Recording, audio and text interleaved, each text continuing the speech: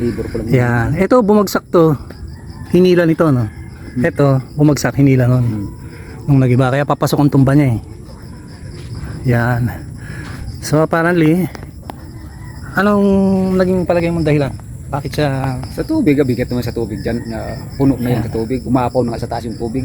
Nagbaha doon? Umapaw na sa, dyan sa, ano, sa taas sa hollow block. Lumampas na tubig dyan. Ayan, hanggang dyan sa itaas na yan. Paano yan kakayanin? Ito hanggang sa itaas itong pader na ibaba na to nung nagiba. So ganun karami pala ang tubig na naipon dyan. Nag-ala swimming pool. No? Tapos yung tubig na saturate. Ayan. Bumigay. Inuldos. Nakarating na si Ong dito. Ano lang yan, di ba?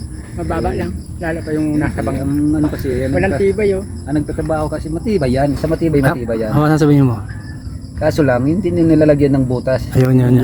Okay, so dapat pala nilagyan ng butas yan. Tama. Dapat So anong tawag sa butas na yun? Maharang mo ba yung tubig na yan na dapat pinauna ng tubo yan ng mga mabuti ganito. kung tahimik? Kahit mga anin.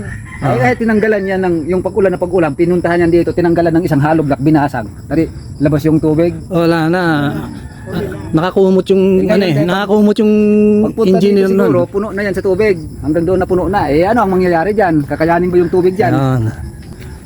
Di lalabas. So yan ang nangyari. So lumambot yung lupa, mismong pader nagiba. Hindi lupa lumambot. Ang Dahil sa tubig. sa tubig sa bigat ba naman kakayanin ba Ayun yan? nga yun eh. Yun nga. Bagay yung ano wala namang masyado ibabagsak Ayun, yung lupa. hindi naman nabuwal yan sa ilalim eh. Dito lang binali lang talaga yan sa lakas sa tubig. Tubig lang, tubig. Yung ano niyan. Ayun, so tubig May pala. kasalanan. Mabuti hindi ka na bukahan ano. Pumasok na daw yung tubig lahat doon sa bahay. Ay may video ko nakita, may dumi dun sa loob eh. Doon Ah. sa bahay. Kala ko umabot pa yung pader dito sa bahay ko. Ano narinig mo yung bagsak? Yung ingay niyan, pati tubig. Wala naman ako dito. Pumutok daw eh. Oo, yung bigat yun, yung putok niyan yung bigat eh. Ang puputok dyan yung ito pagdaplak sa tubig o sa hollow block. Yan. Matibay yan niya. Malalim ang pundasyon ni Michael eh. Kaso lang yung nilagay na butas, tinabunan ng lupa. Nagbara. Madaanan. So ngayon, saan naman nadaan na lupa at tubig? Tayo na imbak dyan. Yung tumaas na tubig, pumantay na doon na tubig, pumantay doon. Anong gagawin yan? Diyan taas yung tubig dyan. Oo. Ito parang swimming pool na pala yan. Kaya lumampas nga daw dyan tubig na sa taas ng pader ganyan, doon na lumampas sa tubig. Yan na. Yun. Anong gagawin dyan? Kakayanin ba tubig dyan sa loob? Mabuti kung may tri-beam yan dyan na talaga binuhusan na tie-beam. May buhos Dapat nga. may buhos na ganun. May buhos nga. Dalawang bakal lang naman nakalagay sa taas. Hindi ito sa ilalim, wala. Wala. Di naman kasi sinadyang magkakatubig yan. Hindi naman. Kaya nung nagkatubig, ayun, na-disgrasya siya. Kung sa akin, Piraso lang yan eh. Kung Yung sa galing akin yata talaga. doon sa taas ano. kung sa akin lang talaga bawat ganyan, naranasan ko na yan eh.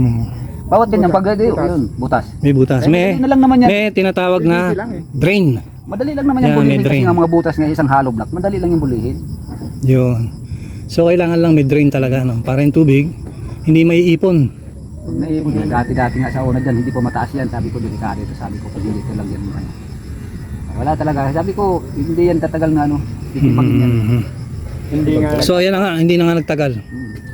Mahilang hollow block na dalawang Magkano umabot yan? 200,000 daw yan eh. Ito lang, ito paligid na to? Lahat eh. Marami, papunta ron. Hanggang harapan. Okay.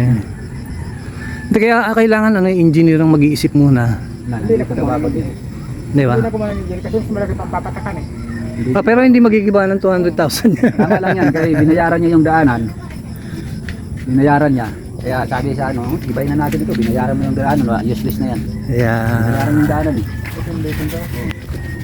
Yun, so malinaw na no kasi si Master Ito lang Foreman, sana, ang laki niyan. Master Foreman ano na si Eddie.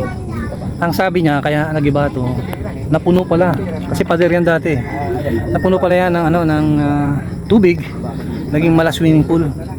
At hindi naman naka-design yung pader na yan para mag-contain ng tubig, lalo na tuloy-tuloy yung buhos ng ulan.